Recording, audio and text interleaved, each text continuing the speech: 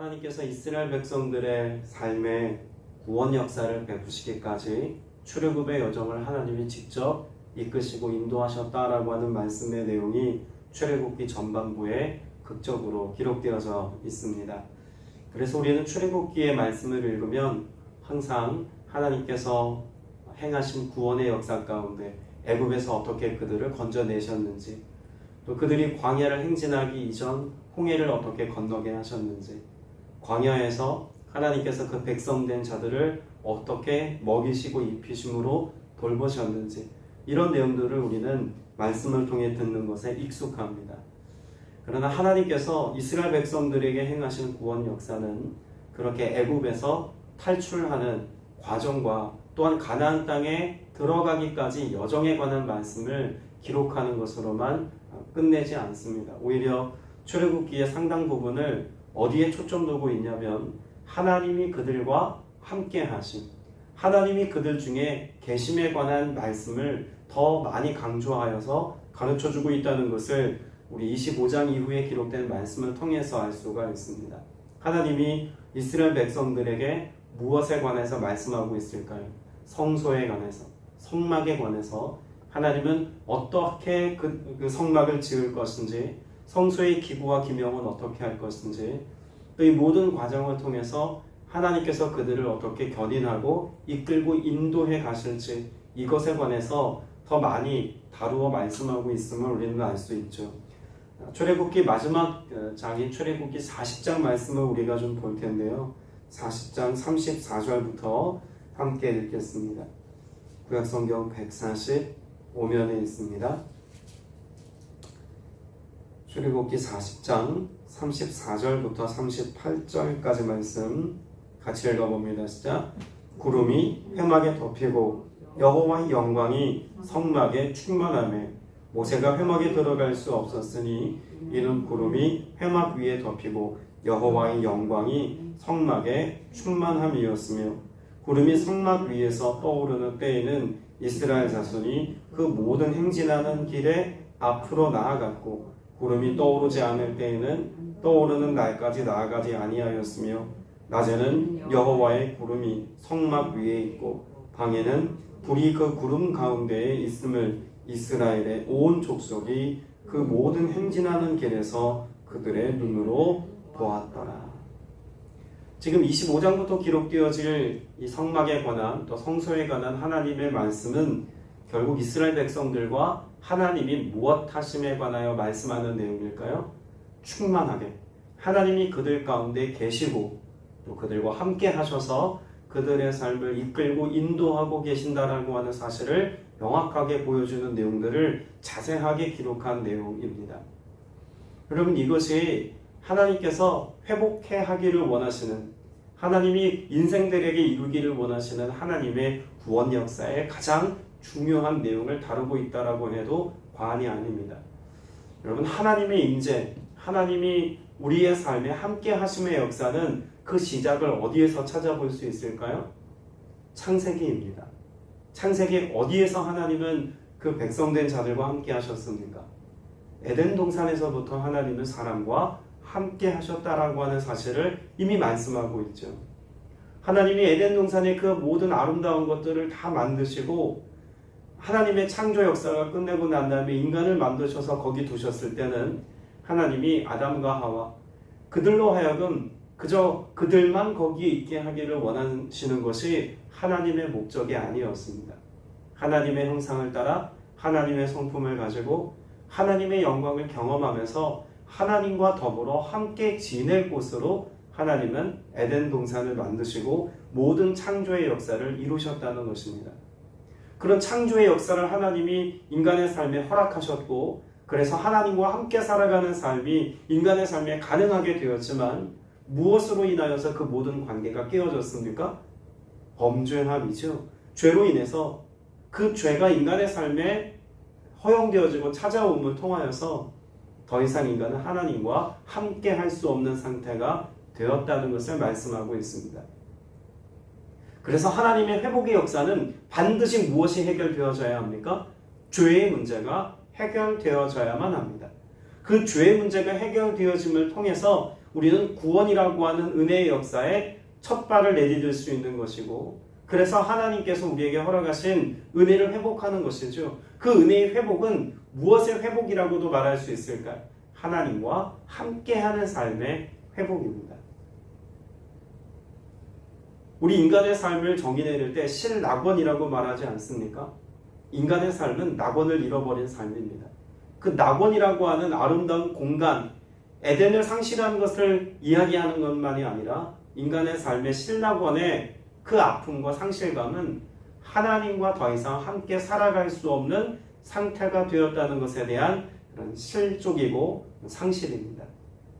그래서 하나님께서는 애초에 우리를 창조하시니 목적에 합당한 삶을 살아갈 수 있도록 이것을 회복하기 위해서 예수 그리스도의 오심을 우리에게 약속하셨고, 그 약속을 따라 신약 성경의 그 시작은 예수님의 오심, 예수 그리스도의 나심을 통해서 이 모든 하나님의 구원 역사가 성취되었다는 것을 말씀함을 통해서 시작됩니다. 자, 마태복음 말씀을 볼 텐데요. 1장을 보겠습니다. 마태복음 1장 21절부터 23절까지 말씀을 보겠습니다. 마태복음 1장 21절로 23절 같이 읽습니다. 아들을 낳으리니 이름을 예수라 하라. 이는 그가 자기 백성을 그들의 죄에서 구원할 자이심이라 하니라. 이 모든 일이 된 것은 주께서 선지자로 하신 말씀을 이루려 하심이니 이르시되 보라 처녀가 잉태하여 아들을 낳을 것이요 그 이름은 임마누엘이라 하리라 하셨으니 이를 번역한즉 하나님이 우리와 함께 계시다 함이라 라고 말씀합니다. 자, 그러면 21절에서 예수라는 이름이 가지고 있는 가장 중요한 의미는 어떤 의미입니까? 그들을 죄에서 구원하는 것입니다.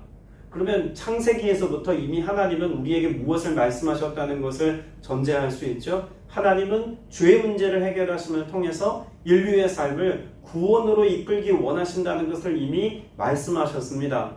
범죄한 인간의 삶에 이 모든 문제를 해결하시기 위해서 뱀에게 대하여 하나님이 어떤 말씀을 하셨을까요? 여자의 후손과 원수될 것에 관한 말씀을 이미 창세기에서 기록하고 있죠. 예수 그리스도의 오심의 의미를 이미 인간이 범죄한 그때로부터 우리에게 예시하시고 가르쳐 주신 것입니다. 죄의 문제를 해결하는 것, 이것이 하나님께서 우리를 구원하시는 가장 중요한 시작입니다. 그러나 하나님의 구원은 그렇게 우리의 삶에서 죄의 문제만 해결하는 것에 있지 않습니다. 주님이 오시면 죄의 문제를 해결하심을 통해서 결국 이것을 이루려 하심입니다. 그것이 무엇일까요? 임마누엘이라는 이름을 통해서 말씀한 내용이죠. 우리와 하나님이 함께 계시기 위해서. 그래서 죄의 문제를 해결하시는 것입니다. 신라권의 삶으로 도저히 하나님과 함께 할 수 없는 죄인된 인간의 삶에 예수 그리스도를 통하여서 죄의 문제를 해결하시고, 그래서 낙원을 잃어버리고 하나님과 함께 살아가는 삶을 상실한 인간의 삶에 하나님 찾아오셔서 우리와 함께 하시되 언제까지 함께 하시겠다는 것입니까? 영원까지 우리와 함께 하시겠다는 것입니다.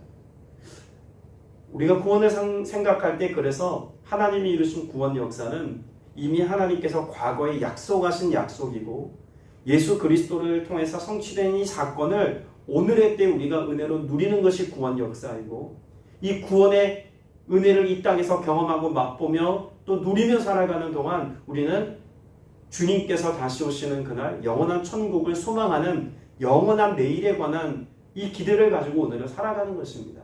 여러분, 이 시간 순서가요, 모세오경의 시간 순서와도 동일합니다.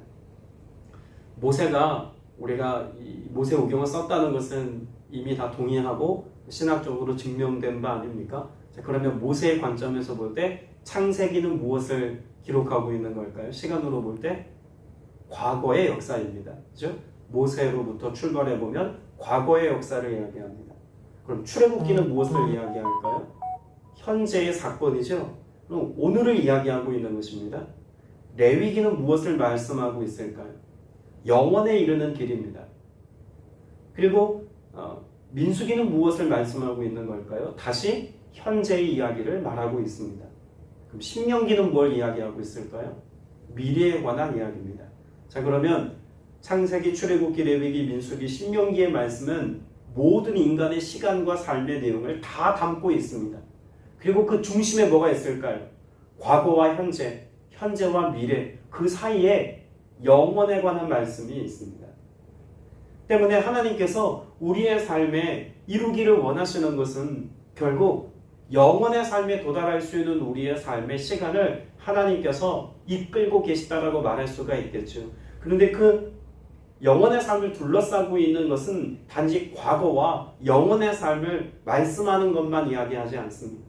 창세기와 신명기 사이에 있는 출애굽의 역사와 그리고 민수기의 역사를 통해서 오늘이라고 하는 이 시간에 하나님이 어떻게 우리와 함께 하시는지를 우리에게 말씀하셔서 과거에 함께 하셨던 하나님이 영원까지 함께 하심을 오늘의 때에 경험하게 하시겠다라고 하는 것을 모세오경의 말씀을 통해서 가르쳐주고 있다는 것입니다.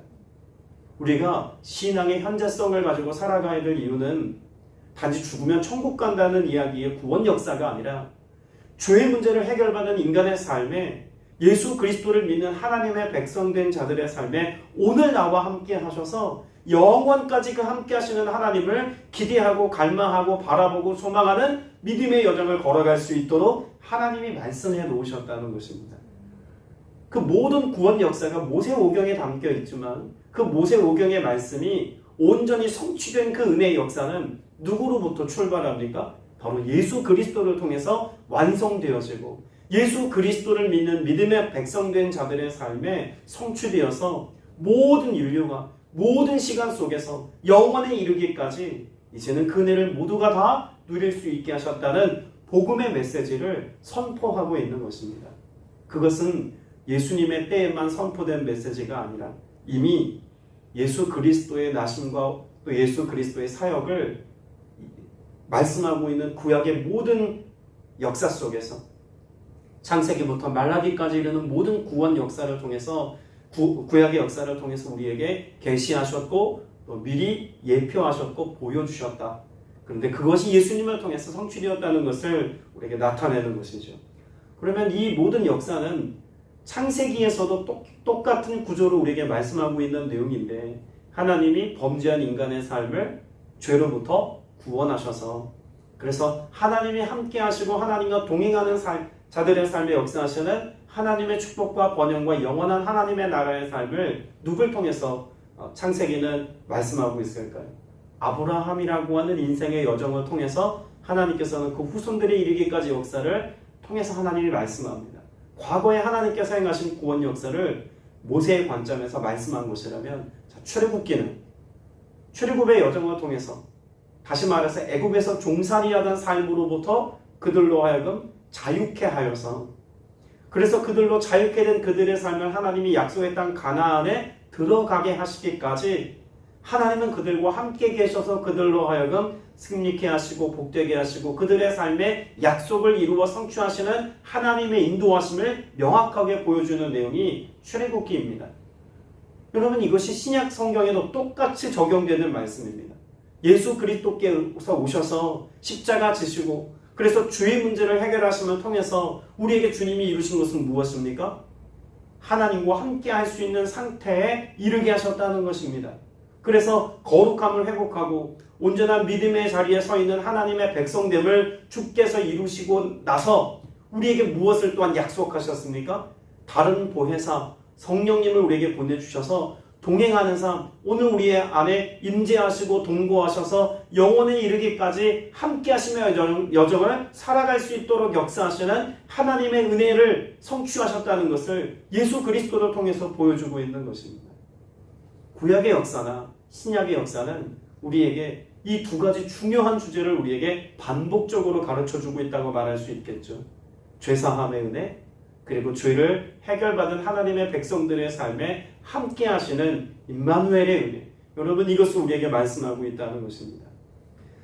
그런 점에서 여러분 하나님이 말씀하신 성소 그리고 성막에 관한 말씀을 통해서도 우리는 결국 누구를 볼 수 있어야 하겠습니까?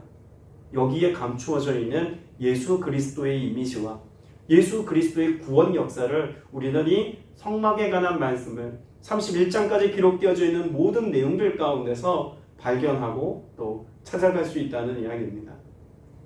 이 출애굽기 25장 이후에 기록되어져 있는 성막에 관한 말씀은요, 창세기의 여정과도 닮았다라고 또다시 말할 수 있습니다. 하나님께서 천지 만물을 창조하실 때 며칠간 말씀으로 창조하셨죠? 7일간 하나님께서 창조하셨고 안식하신 내용까지를 창세기에는 이미 기록하고 있습니다. 창조기사라고 우리가 알고 있는 7일간의 하나님의 창조와 안식에 관한 스토리입니다. 그런데 출애굽기 25장 이하에 보면 하나님이 모세에게 말씀하시는 내용이 31장까지 계속 등장하는데 25장 1절이 이렇게 시작하죠. 여호와께서 모세에게 말씀하여 이르시되, 하나님이 그 모든 것들을 이렇게 만들어라 라고 말씀하시는 그 지음에 관한, 성소와 성막을 짓는 모든 것에 관하여 하나님이 모세를 통해 말씀하여 이르시되라고 하는 내용이 총 몇 번에 걸쳐서 나오냐면 7번에 걸쳐서 나옵니다. 그리고 31장에 보면 하나님이 마지막으로 말씀하시는 출애굽기 31장 12절에 여호와께서 모세에게 말씀하여 이르시되라고 하는 마지막 7번째 말씀 이후에는 무엇에 관하여 또 말씀하고 있을까요? 안식일에 관하여 말씀합니다. 그러면 창조 순서를 따라서 첫째 날부터 여섯째 날까지 하나님이 모든 창조를 하시고 일곱째 날 쉬셨던 안식에 이르기까지 그 7일간의 여정과 25장에 기록되어져 있는 하나님이 이 모든 성소와 성막에 관한 모든 것들을 만드시기까지 모세에게 말씀하신 내용들을 7번에 걸쳐 말씀하시고 마지막 7번째 안식일에 관해 말씀하는 것은 결국 동일한 맥락에서 이해할 수 있는 구조라고도 볼 수 있다는 이야기죠. 그러면 우리 한 가지, 25장 이하에 기록되어져 있는 성소와 성막을 통해서 하나님이 우리에게 구원 역사를 보이시고 예수 그리스도를 우리에게 나타내시되 예수 그리스도를 통해서 우리에게 무엇 하기를 원하신다는 것을 이 성소와 성막을 통해서 보여주고 계신 걸까요?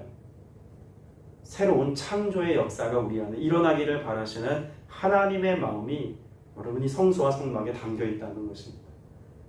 예수님께서 우리를 구원하셔서 그래서 하나님의 자녀되게 하시고 우리의 삶을 인도해 가시기까지 우리를 어떻게 하시겠다? 전혀 새롭게 하시겠다는 것입니다. 그 새로운 창조의 역사를 하나님이 우리의 삶에 이루시겠다는 거예요.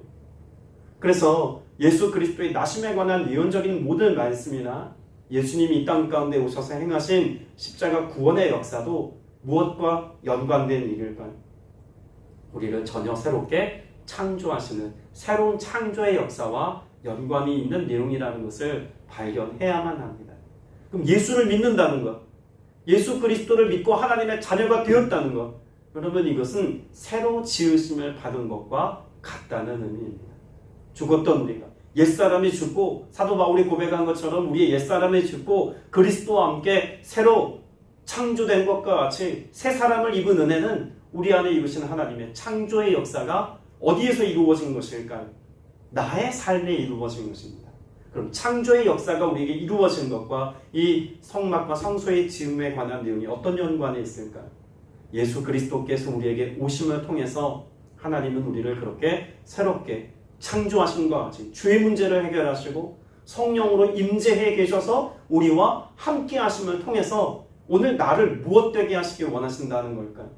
나의 삶이 내가 하나님의 거룩한 성전 되기를 원하시는 하나님의 마음이 있다는 것을 또한 발견해야 합니다. 여러분, 우리는 예배당에 모여서 예배합니다. 공간이 있어서 이렇게 우리가 함께 예배당에 모여 예배를 하지만 여러분, 하나님께서 우리를 그렇게 예배당에 모여 예배할 때만 함께 하시고 또한 예배당에 모여서 함께 하나님의 이름을 찬송할 때만 영광 받으신다고 말해야 하겠습니까? 아니죠. 주님은 분명히 우리에게 말씀하셨습니다. 두세 사람이 내 이름으로 모인 곳에 내가 그들 중에 있겠다고도 말씀하셨고 사도 바울의 교훈과 가르침을 통해서 성령의 임재하심과 기름 부으심을 통해 우리와 함께 하시는 하나님의 역사는 그 임재는 우리를 성전 삼으시고 내 안에 임재하심을 통해서 하나님의 임재하심이 곧 우리를 거룩한 성전 삼으신 하나님의 역사가 성취되었다는 것을 분명히 말씀해 주고 있습니다. 그럼 우리의 삶에 그런 하나님의 완전한 새로운 창조의 역사가 예수 그리스도를 통해서 우리에게 이루어졌다면 우리는 어떠한 삶의 양식을 따라 살아야 하겠습니까? 다시 출애굽기 25장을 보시면 8절 9절 말씀을 읽겠습니다. 8절 9절 같이 읽습니다. 시작. 내가 그들 중에 거한 성소를 그들이 나를 위하여 짓되 무릇 내가 내게 보이는 모양대로 장막을 짓고 기구들도 그 모양을 따라 지을지니라. 자, 그러면 성소라고 하는 것이 누구를 위한 것입니까? 내가 그들 중에 거할 성소입니다. 그리고 그 성소는 누구를 위함입니까? 나를, 곧 하나님을 위하여 짓는 것입니다. 그럼 우리가 예수 그리스도를 믿고 구원받아서 하나님의 자녀가 되고 성령의 인도하심을 따라 오늘 살아가는 것은 우리의 삶의 목적이 누구에게 있다는 걸까요? 하나님을 위하여 살아가는 삶을 살아가도록 하기 위해서 우리를 새롭게 지으셨다라고 말씀할 수 있는 것입니다. 하나님을 위하여. 이것이 우리의 삶의 새롭게 된 목적과 이유입니다. 그리고 그러한 삶을 살아가도록 하나님은 어떻게 하시겠다고요? 그들 중에 거하시겠다는 것입니다. 그럼 내 안에 거하시겠다는 말씀과 동일한 메시지로 받을 수 있는 것이죠. 그럼 역으로 생각을 해보면 이렇습니다. 우리가 하나님의 뜻을 쫓아서 하나님의 영광을 위해서 살아가려면 반드시 어떤 상태가 우리 안에 이루어져야 합니까? 그리스도의 영이신 성령께서 내 안에 충만히 가득히 임재해 계셔야 하나님의 목적대로의 삶을 살아갈 수가 있는 것입니다. 그리고 9절에 보면 무릇 내가 너에게 보이는 모양대로 장막을 짓되라고 말합니다. 장막의 지음은 무엇을 전제로 합니까? 하나님이 말씀하신 것을 전제로 합니다. 그러면 하나님의 성전으로서 살아가는 우리의 삶에 무엇보다 중요한 신앙의 원리, 삶의 원리, 영혼에 이르는 삶의 원리는 무엇에 근거한 삶이어야 할까요? 말씀에 근거한 삶이어야 합니다. 하나님이 말씀하신 말씀대로 하나님이 보이신 모양대로 지어진 장막과 같이 하나님의 말씀대로 우리의 삶이 채워지고 하나님의 말씀대로 우리가 인도함을 받아야 그래야 하나님의 목적에 합당한 삶을 이루었다라고 말할 수 있다는 이야기죠. 오늘 우리가 하나님의 말씀을 배제하고 살아갈 수 없는 이유가 여기 있습니다. 구원받은 하나님의 백성이 임마누엘의 주님과 함께 오늘 동행하는 삶을 살고 그런 하나님의 영으로 인도받으며 새롭게 지으심을 받은 자의 거룩함과 온전함을 이루며 살아가는 것은 우리의 의지와 우리의 생각과 노력의 결과가 아닙니다. 오직 하나님의 말씀대로 우리가 순종하고 반응할 때 결국 하나님께서 에덴 동산에서 아담과 하와에게 요청하신 것은 딱 하나예요. 순종입니다. 그 순종의 삶의 원리를 우리에게 가르쳐주셨고 순종이 그들의 삶이 포기되었을 때 에덴을 상실하는 결과에 이르지 않았습니까? 그럼 새로 지으심을 받은 우리의 삶에도 하나님이 요청하시는 것은 무수히 많은 헌신과 무수히 많은 희생을 요구하는 것만이 아닙니다. 그 희생과 그 모든 헌신은 예수 그리스도께서 이미 우리를 위해서 이루셨습니다. 우리에게 요청하시는 것은 무엇일까요? 순종입니다. 그렇게 하나님의 말씀대로 순종할 때 우리의 삶에 무엇으로 채워진다고 말할 수 있을까요? 오늘 말씀을 우리가 읽어보면 3절 이하 말씀에 예물에 관한 말씀이 있습니다. 그런데 이것을 단지 우리가 하나님 앞에 나올 때 이렇게 많이 헌금해야 된다, 가장 좋은 곳으로 헌금해야 된다 이런 차원에서만 생각할 것이 아닙니다. 애초에 하나님의 집을 무엇으로 채웠는가를 봐야 합니다. 무엇으로 채워졌을까요? 여기 보면 하나님이 받으시는 예물은 이 예물을 통해서 결국 하나님의 성소를 짓고 회막을 짓는데 지금 이 모든 것들이 사용되어질 예물에 관한 말씀인데 여기 한글 성경에는 정확하게 나와 있지 않지만 4절, 5절, 3절부터 3절, 4절, 5절, 6절, 7절까지 나와 있는 이 모든 내용들은요. 한번 따라서 고백합시다. 가장 좋은 것. 가장 좋은 것들에 관한 목록입니다. 금속물 중에 가장 좋은 것, 천들 중에서 가장 좋은 것, 가죽 중에 가장 좋은 것, 이 모든 가장 좋은 것들에 관하여 말씀하는 것이죠. 그러면 애초에 하나님 앞에 가장 좋은 것을 가지고 하나님께 드려라라고 하는 내용으로만 볼 것이 아니라 이 모든 것이 성전을 지을 때 사용되어지는 것이다 라고 이해한다면 하나님이 우리를 새롭게 창조하실 때 하나님이 우리를 전혀 새롭게 하시고 하나님이 우리 안에 임재하실 때 하나님이 어떠한 것으로 우리와 함께 하신다고 말할 수 있을까요? 가장 좋은 것으로 우리 안에 함께 하셔서 가장 좋은 것으로 우리의 삶을 채우시는 하나님의 역사가 있다는 것을 말씀하고 있습니다. 구원받은 우리에게 오늘도 하나님은 가장 좋은 것으로 주기를 기뻐하십니다. 새로 지으심을 받고 구원의 감격과 기쁨을 가지고 살아가는 오늘 하나님이 우리에게 예비하신 가장 좋은 것들로 그 영적 은혜의 누림에 기쁨을 가지고 사는 저와 여러분 다 되시기를 주님의 이름으로 축복합니다. 기도드리겠습니다. 은혜가 풍성하신 아버지 하나님, 오늘도 가장 좋은 곳으로 우리의 삶을 채우시기까지 성전되게 하시고 함께 하셔서 그래서 선한 길로 의의 길로 생명의 길로 인도해 주시니 참으로 감사드립니다. 우리를 고와 같이 버려두지 아니하시고 오늘도 자녀 삼아 주시고 그리스도의 신부가 되어 오늘도 주와 함께 동행하는 삶을 살아갈 수 있도록 우리의 삶에 거처 삼으시고 함께 하시오니 신랑 되신 주님과 함께 영원의 삶을 살아갈 수 있는 주의 백성들 되게 하사 주님을 기쁘시게 하고 주를 위한 삶을 오늘도 살아가는 믿음의 성실한 주의 자녀들이 다 되게 하여 주시옵소서. 이 땅에서 낙을 누리는 것과 육체의 정욕과 안목의 정욕과 이생의 자랑을 따라 살아가는 삶이 아니라 오직 하나님의 말씀대로 하나님의 뜻을 이루며 하나님을 위하여 살아갈 수 있는 신실한 믿음의 종들이 다 될 수 있도록 성령님 인도하시고 역사하여 주옵소서. 귀한 예물 구별하여 드린 지체들 있사오니 기쁘게 흠양하여 주시옵고 온 마음과 뜻과 정성을 다하여 드린 그들의 헌신 가운데 또한 하나님의 성전이 하나님의 처소가 하나님의 사역이 영광받고 아름답게 드러나는 은혜의 역사 있게 하여 주옵소서. 주께서 오늘도 믿음으로 기도하고 간구하는 주의 백성들의 삶을 돌보시고 함께 하시고 인도해 주실 것을 믿사오며 살아계신 우리 구주 예수 그리스도 이름으로 간절히 기도드렸사옵나이다. 아멘.